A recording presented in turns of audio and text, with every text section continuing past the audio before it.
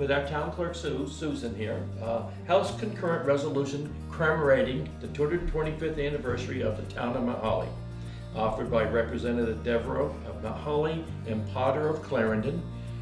He represents Wallingford, and we have a section of Wallingford now, and offered by a couple Windsor County and Rutland County senators, Senators Clarkson, McCormick, Nica, Cullimore, and Flory.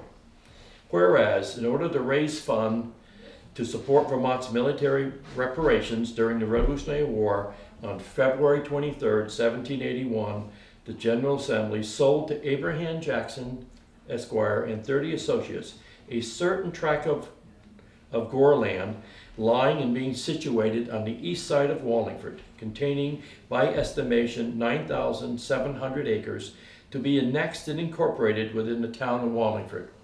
And whereas the sale raised 270 pounds, and whereas the tract of land sold became known as Jackson's Gore. And whereas the first settlers in Jackson's Gore, including Abraham Jackson, arrived in 1782.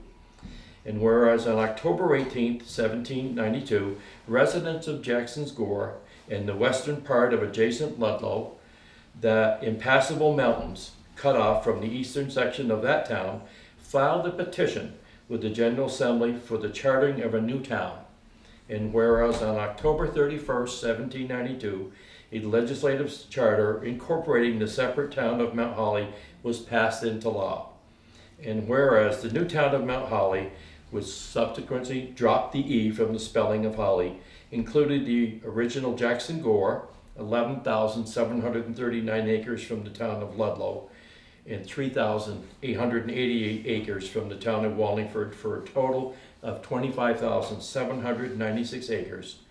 And whereas at the first Mount Holly town meeting on November 19, 1792, the citizens of the town voted to incorporate and elected Abraham Jackson as moderator, Stephen Clark as town clerk, Jackson Clark and Silas Proctor as selectmen, and Jackson's as the town's first state representative.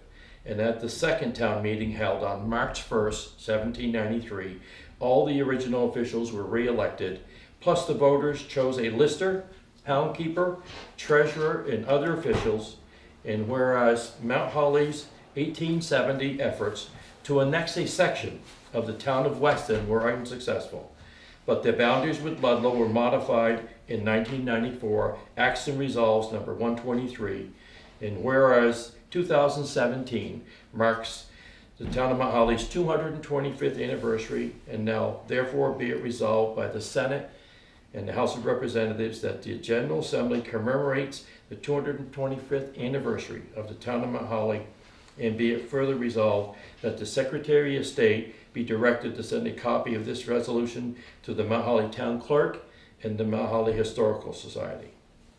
I'll present that to you. So right now, Sue Cavallo, our town clerk, is going to cut the cakes. We have a couple here. And she was on the Bicentennial Committee in 1990.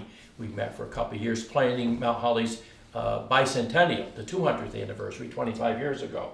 So she designed the logo that we still use and stuff. So it's incorporated into her favorite, the chocolate cake, and then we'll have the anniversary cake. So I think we're just going to let Sue start cutting some cake.